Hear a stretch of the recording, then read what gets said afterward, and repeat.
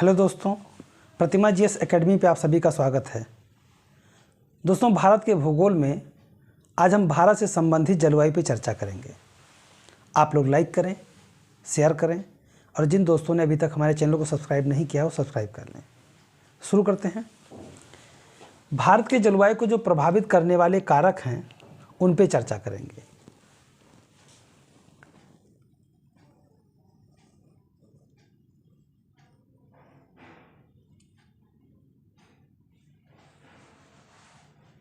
भारत में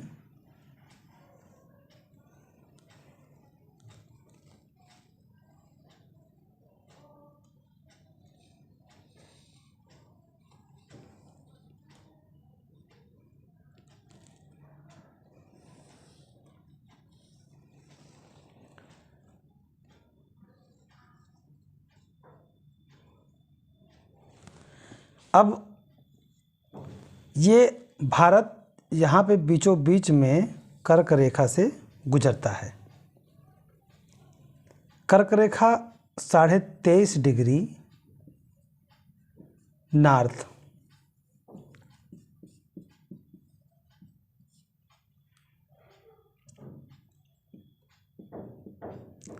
साढ़े 23 degree north और विषुवत रेखा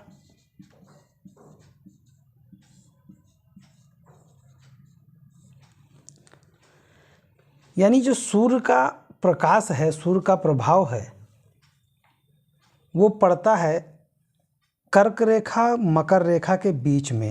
ये मकर रेखा फिलहाल भारत के जलवायु से मकर रेखा का कोई रोल नहीं है, फिर भी मैं लिख इसलिए देता हूँ जिससे आपको समझना आसान रहे। मकर रेखा 23.5 डिग्री साउथ। अब सूर्य का प्रकाश इससे कर्क से मकर के बीच में पूरे साल चलता रहता है। जब सूर्य का प्रकाश दक्षिणायन होता है तो हमारे यहाँ ठंडी होती है, जब उत्तरायण होता है तो गर्मी होती है, और जब विषुव पे होता है यानी विषुवत पे होता है तो हमारे यहाँ बसंत का या अन्य मौसम होते हैं। भारत के जलवायु के रूप में जो कर्क रेखा है, इसके ऊपर तिरछी किरणें पड़ने लगती हैं। भारत में 8 राज्यों में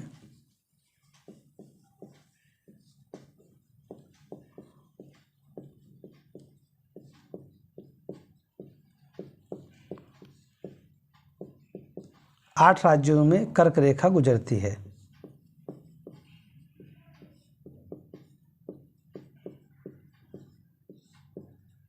ये 8 राज्य कौन कौन से हैं? तो नंबर 1 है गुजरात, राजस्थान, मध्य प्रदेश,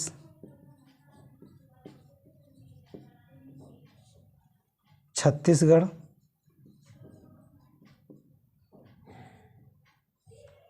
झारखंड, पश्चिम बंगाल, त्रिपुरा और मिजोरम। ये सबसे पूर्व में और ये सबसे पश्चिम में।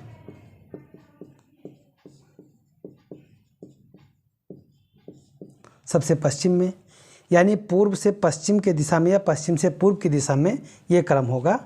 यानी यहाँ पे है मिजोरम, ये बेल्ट मिजोरम है और ये गुजरात है। अब कर्क रेखा जब यहाँ पे गुजरती है यानी अक्षांशीय विस्तार भी जलवायु परिवर्तन के लिए जिम्मेदार होते हैं। इधर हो गया आपका अरब सागर, इधर हो गया बंगाल की खाड़ी।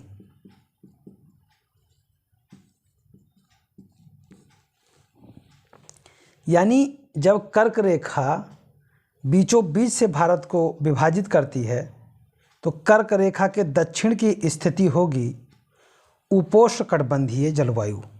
कौन सी? ये आप समझ गए। भारत में 8 राज्यों में कर्क रेखा गुजरती है। गुजरात, राजस्थान, मध्य प्रदेश, छत्तीसगढ़, झारखंड, पश्चिम बंगाल, त्रिपुरा और मिजोरम। ये क्रम है, ये पश्चिम से पूर्व की तरफ क्रम है, इसे आप नोट कर लीजिएगा।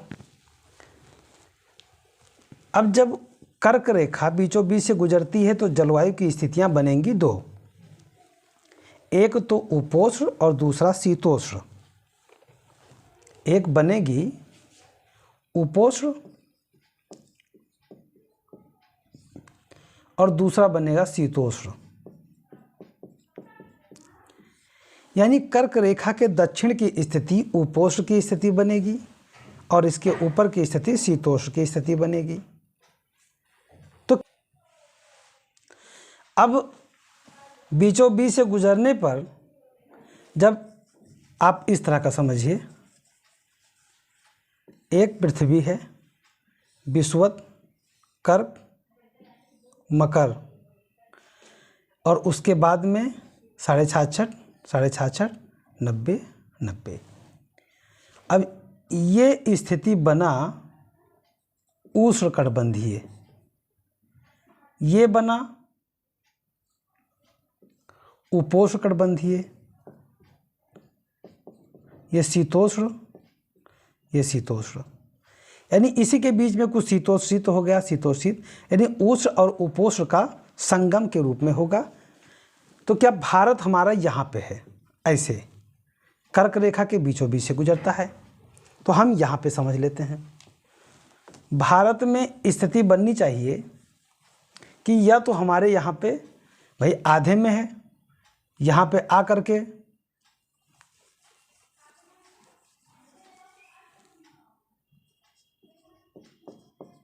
उपोष्ण, उष्ण, शीतोष्ण, ये तीन कैटेगरी बनती जलवायु की। कर्क रेखा के स्थिति से अनुसार उष्णकटिबंधीय जलवायु का आधार देता है प्रायद्वीपीय भारत का। उष्णकटिबंधीय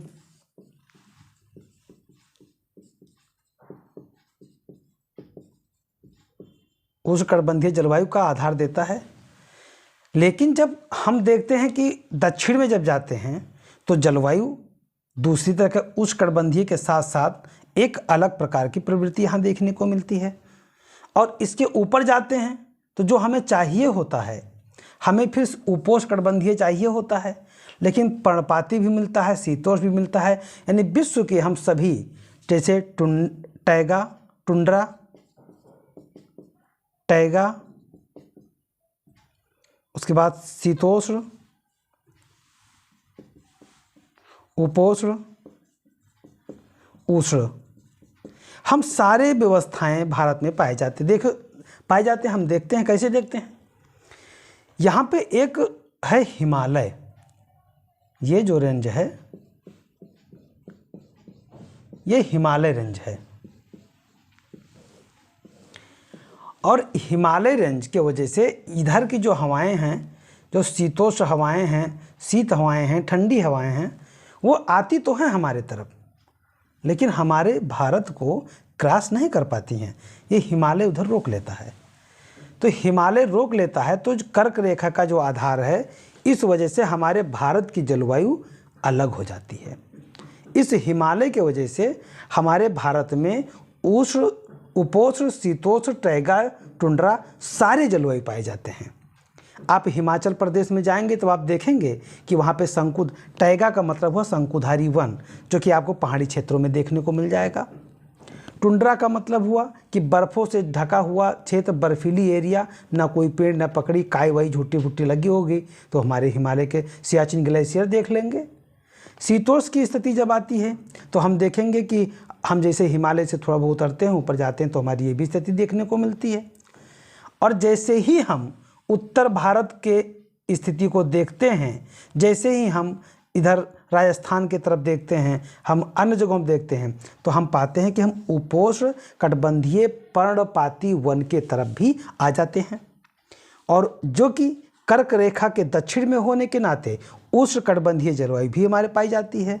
लेकिन एक विशेषता और है, पहले आप समझ लीजिए, भारतीय जलवायु को प्रभावित करने वाले कारक निम्नलिखित हैं, जिसमें पहला कारण है स्थिति एवं अक्षांशीय विस्तार, जो कि ये है, हम आपसे पहले ही बताए थे कि कर्क रेखा से यहाँ पे 4.4 degree 6 degree 4 minute north pole यानी उत्तरी गोलार्ध में से लेकर के, और हम फिर यहाँ पे 35 डिग्री 25 अक्षांश के आसपास में लगभग 30 डिग्री अक्षांश का आधार होता है। तो हम यहाँ पे उपोष्ण के एग्जैक्ट वहाँ पर आ जाते हैं, लेकिन यहाँ पे पहाड़ की ऊंचाई के नाते हमारे यहाँ की वो टेम्परेचर, वो जलवायु नहीं पाई जाती जो इस अक्षांश के लिए सुटेबल है, लेकिन कर्क रेखा वाली पाई जाती है। तो आप पहला पाएंगे कि अक्षांशीय विस्तार हो गया। दूसरा पॉइंट आप देखेंगे कि समुद्र से दूरी, आप इसको थोड़ी देर के लिए भूल जाइए। हाँ, ये मान के चलिए भारत में टुंड्रा, टैगा, शीतोष्ण, उपोष्ण, उष्ण सारे जलवायु पाए जाते हैं। अभी मैं क्लासिफिकेशन करके बताने वाला हूँ 9 प्रकार के जलवायु भारत में पाए जाते हैं। समुद्र से दूरी, अब मान लीजिए कि ये अरब सागर है, ये सब समुद्र हैं, ये समुद्र,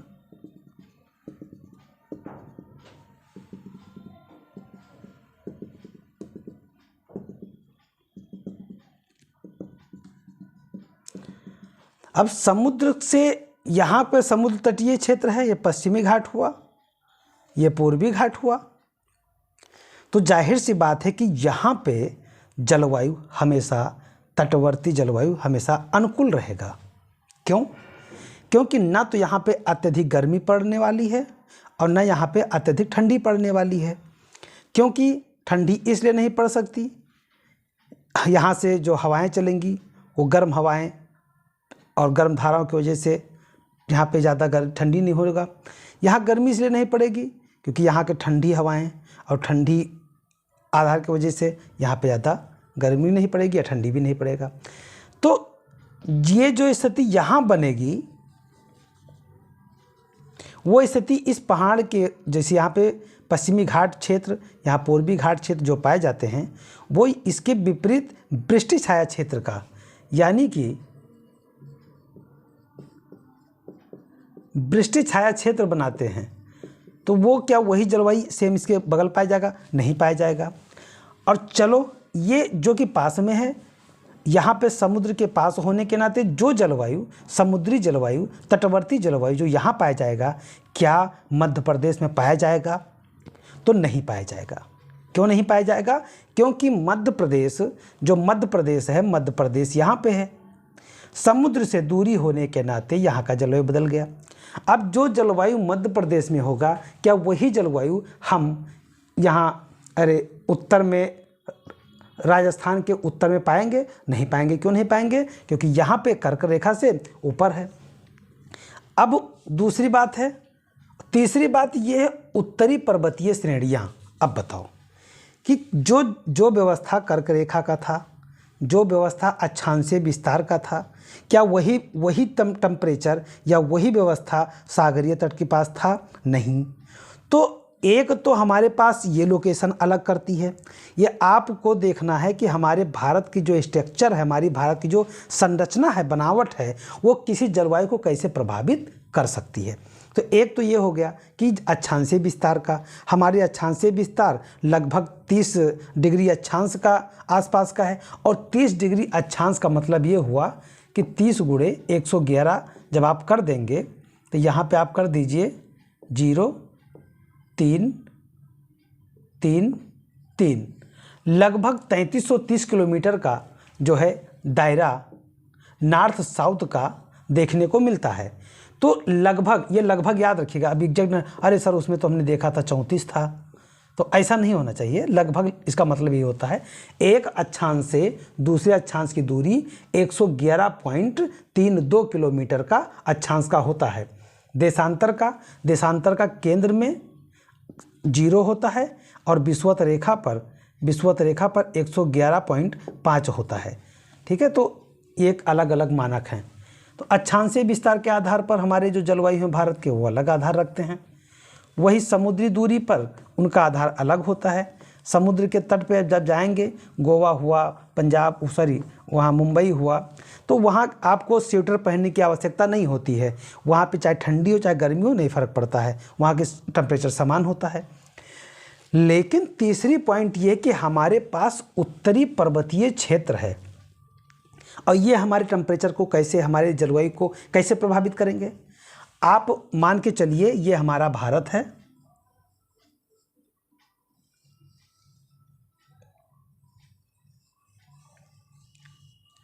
और मान लीजिए कि ये भारत हमारा है, लेकिन हमारे भारत ऐसे है, ना कोई पहाड़ है, ना कोई पर्वत है, ना कुछ है, प्लेन है। और यहाँ की जो साइबेरियाई हवा है, साइबेरियाई हवा है, जैसे चलेगा सीधे यहाँ पे आएगा। तो यहाँ पे क्या होगा कि हमारा बंजर होगा, हमारा मरुस्थल होगा, और वो मरुस्थल कौन सा होगा, वो शीत मरुस्थल होगा, शीत मरुस्थल होगा। यानी जैसे साइबेरिया की हवा हमारे भारत में आएगी, एकदम से बर्फ से एकदम ढक जाएगा, और जब बर्फ से ढक जाएगा तो हमारी उपज नहीं होगी। हमारे पास में जो हिम का बारिश होगा, या हमारे पास में ऐसी सिचुएशन होगी ठंडी ज़्यादा पड़ेगी, और गर्मी भी बहुत पड़ेगी। मतलब कि हमारा जलवायु एक तरह से होगा, परंतु हमारे खाद्य पदार्थ पे दिक्कत होगी, हमारे सुरक्षात्मक दृष्टि से दिक्कत होगी।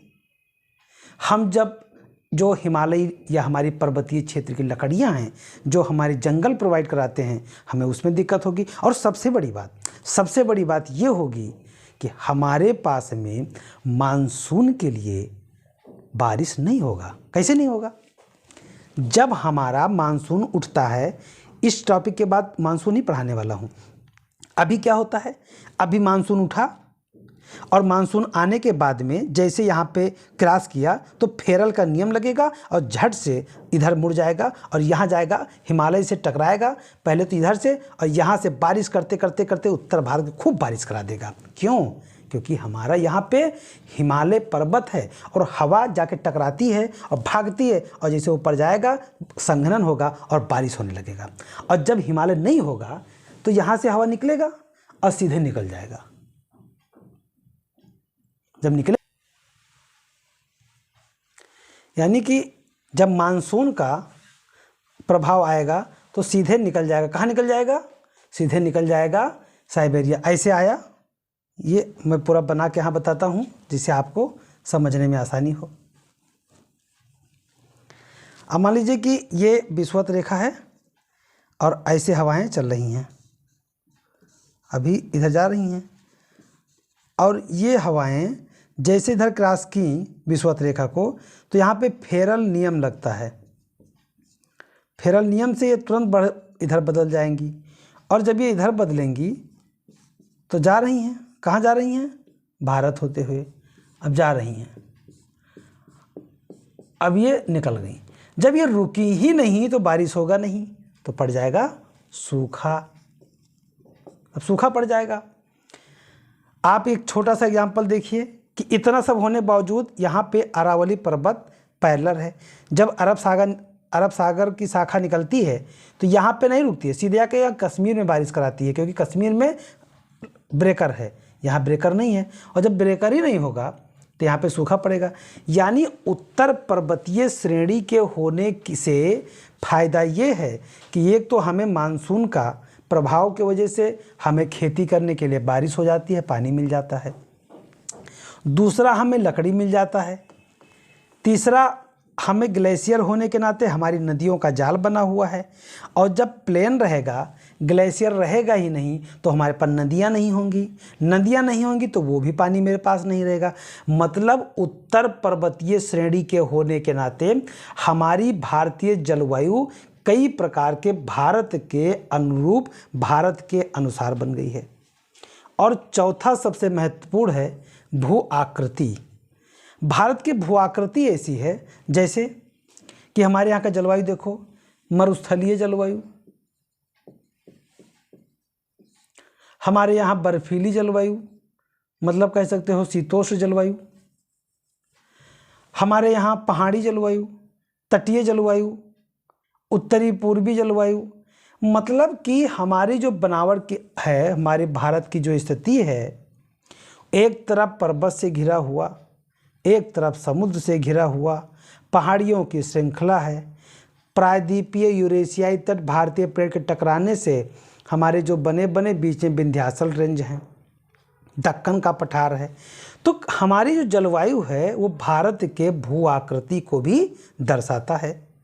और सबसे महत्वपूर्ण बातें हैं मानसूनी हवाएं। साथियों, जब भारत की मानसूनी हवाएं इतना प्रभाव डालती हैं भारत में कि पूरी स्थिति को बदल करके रख देती हैं।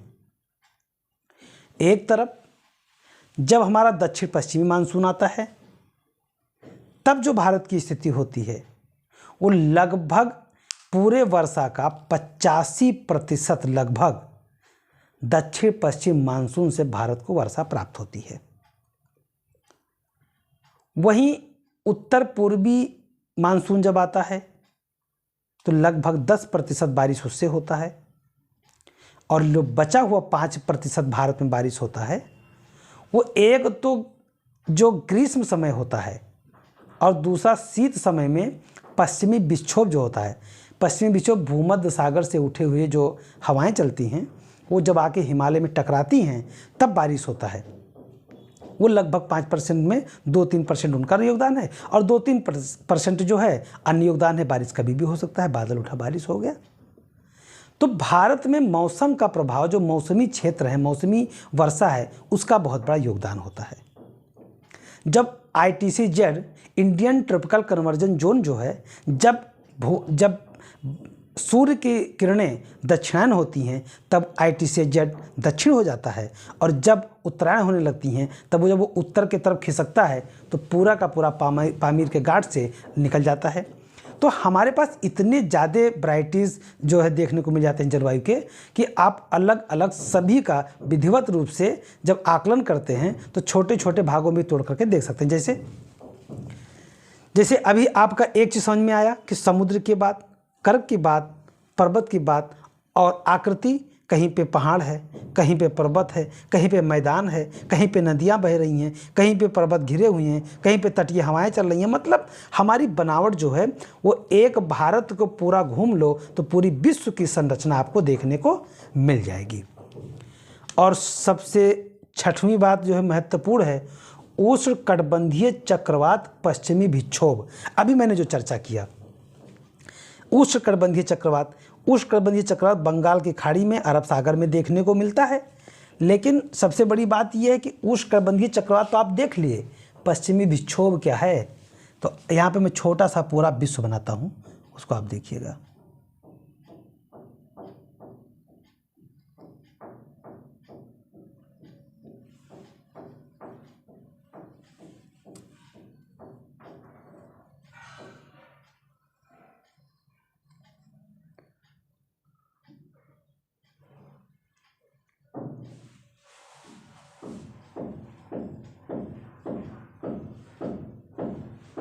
अब साथियों, ये जो भाग है ये हो गया आपका यूरोप, ये हो गया एशिया, ये हो गया भारत, ये हो गया भूमध्य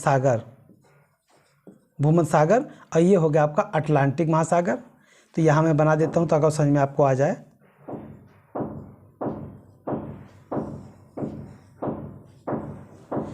यानी ये दक्षिण अमेरिका हो गया, ये उत्तरी अमेरिका हो गया, ये आपका हो गया अटलांटिक महासागर, ये भूमध्य सागर है।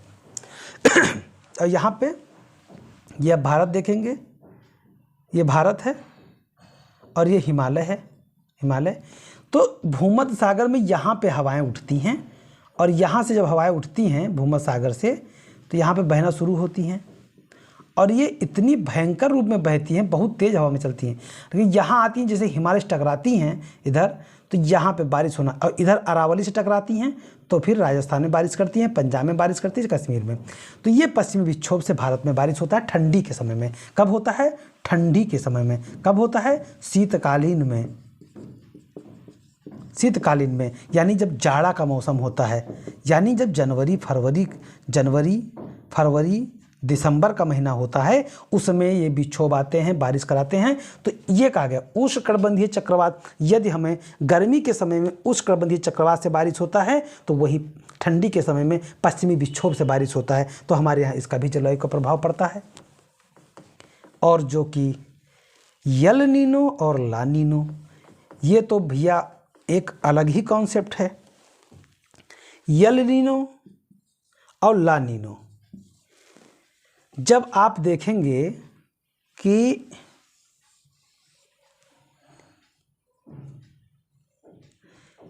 ये दक्षिण अमेरिका है, प्रशांत महासागर में, यहाँ पे है पेरू का तट।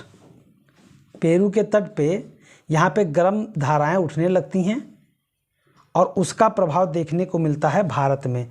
अब इसका मैं आपको बता दूं, यल नीनो गर्म धारा है, ला नीनो ठंडी धारा है। और ये क्या करते हैं, ये भारत के प्रभाव यानी भारत के जलवायु को प्रभावित करने का पूरा योगदान देते हैं। अब यहाँ पे आपको ये देखना है कि यल नीनो, ला नीनो, यल नीनो दक्षिण अमेरिका महाद्वीप के पेरू के तट पे हम्बोल्ट नामक एक ठंडी धारा चलती है। लेकिन जब 2-4 साल पे, हर साल ये नहीं आता है, 4 साल पे, 5 साल पे, 2 साल पे, कभी कभी बहुत मन कर दिया तो कहते 3-4 साल पे आ जाते हैं। अब ये जो ला नीनो है, यल नीनो है, ये अपने मन की है। जब ये आता है तो ठंडी धारा जो हम्बोल्ट है वो ठंडा पड़ जाता है और गर्म धारा हावी हो जाता है, जिससे नीचे की ठंडी पानी ऊपर नहीं आ पाता है। प्लैंकटन ऊपर आ जाते हैं, मछलियाँ उसे खाने आती हैं, मर जाती हैं। उसका प्रभाव देखने को मिलता है पूरे जो है पूर्वी प्रशांत महासागर में। पूर्वी प्रशांत महासागर से ऑस्ट्रेलिया होते हुए और भारतीय प्लेट पास में पड़ जाती है। उससे क्या होता है, हमारा मानसून कमज़ोर हो जाता है। लेकिन जस्ट उसके बाद में यल नीनो आ जाता है, ला नीनो आ जाता है, और ला नीनो ठंडा होता है और वो आकर के इतना बारिश करा देता है कि सब बराबर कर देता है। इसे ला नीनो, यल नीनो एक धारा है, एक जलधारा है जो भी भारत के प्रभाव को महसूस करवाता है। अब यहाँ पे एक छोटी सी बात, मैंने अभी बताया कि जलवायु को प्रभावित करने वाले कारक में कौन कौन से हैं। तो कारक में ये अक्षांशीय विस्तार, समुद्री दूरी, उत्तरी पूर्वी श्रेणियाँ, भू आकृति, मानसूनी हवाएं, उष्णकटिबंधीय चक्रवात, पश्चिमी विक्षोभ, यल नीनो, ला नीनो, ये प्रभाव हैं भारत के प्रभावित करने वाले। अब जो कोपेन महोदय हैं, कोपेन महोदय ने भारत के जलवायु को 9 भागों में विभाजित कर दिया है। हम देख लेते हैं वो कौन कौन से 9 हैं, तो देख लेते हैं। कोपेन का जलवायु वर्गीकरण, कोपेन ने भारतीय जलवायु को या जलवायु प्रदेश को 9 भागों में विभाजित किया है। ये 9 भाग हैं। पहले मानसूनी जलवायु, जिसे दक्षिण पश्चिम मानसून कहा जाता है। दूसरा है उष्णकटिबंधीय सवाना प्रदेश। तीसरा है शुष्क ग्रीष्म आर्द्र शीत सहित मानसून। और चौथा है आर्द्र शुष्क स्टेपी जलवायु। पांचवा है उष्ण मरुस्थलीय जलवायु। वहीं छठा है शुष्क शीत ऋतु की मानसून। और सातवां है लघु ग्रीष्मकाल युक्त आर्द्र जलवायु। आठवां है टुंड्रा तुल्य जलवायु। और 9वां है ध्रुवीय। अब हम इसे भारत के नक्शे पे कैसे देखेंगे, तो अब नक्शे पे देखेंगे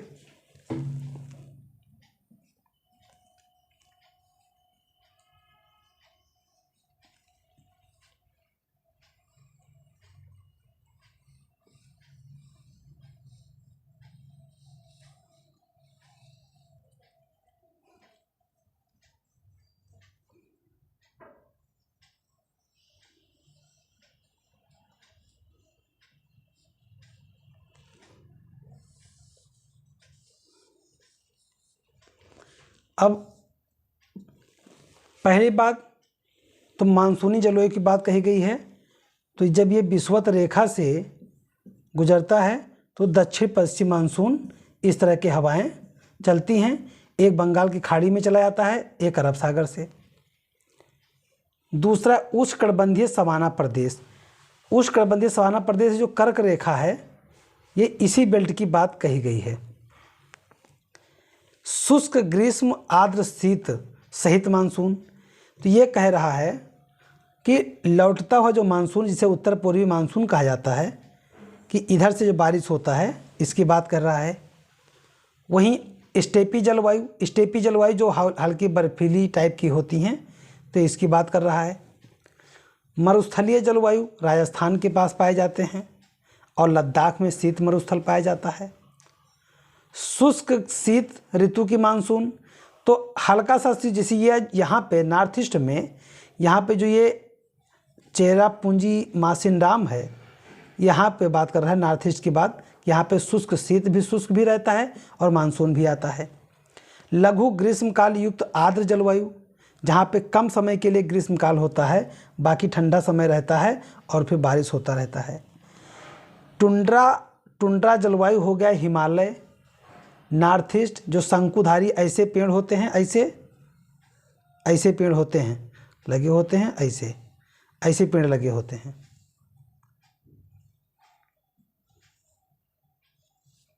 ऐसे, तो ये हो गया आपका टुंड्रा जलवायु। टैगा जलवायु, ये टैगा जलवायु है। और टुंड्रा जलवायु, ध्रुवीय तुल्य जलवायु, ये बर्फ़ से ढके होते हैं। तो कोपेन ने भारत के जलवायु को 9 भागों में विभाजित किया है। मानसूनी जलवायु, उष्णकटिबंधीय जलवायु, शुष्क जलवायु, अर्ध शुष्क जलवायु। जैसा कि पहले मैंने बताया कि पहाड़ी क्षेत्र, समुद्री क्षेत्र, पर्वतीय क्षेत्र और भू आकृति, इन सब वजह से जो विभाजन जलवायु परिवर्तन को देखा गया, जलवायु को भारत के देखा गया, तो कोपेन ने जो 9 भागों में विभाजित किया वो भी कुछ अलग नहीं दिए, उन्होंने नाम दे दिया। लेकिन भारत में जो पर्वतीय जलवायु है वही टैगा है, वही ध्रुवीय जलवायु पाया जाता है। और जैसे कर्क रेखा के पास उष्णकटिबंधीय हुआ, दक्षिण पश्चिम से मानसून जाता है, मानसूनीय हो गया, तो उन्होंने केवल नाम दे दिया। तो दोस्तों, मैं अपनी क्लास को समाप्त करता हूँ। धन्यवाद। जय हिंद, जय भारत।